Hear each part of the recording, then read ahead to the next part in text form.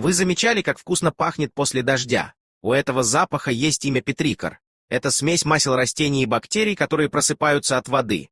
Забудьте про форму слезы. На самом деле капли дождя выглядят как булочки для гамбургеров. Воздух сплющивает их снизу, пока они летят к нам. Но Земле повезло. На Венере идет дождь из серной кислоты, а на Сатурне и Юпитере из настоящих алмазов. Там дождь стоит миллиарды долларов. В Португалии дождь — официальная причина не идти на работу. А какая погода сейчас у вас? Если было интересно узнать что-то новое, то скорее подписывайся на канал и ставь лайк.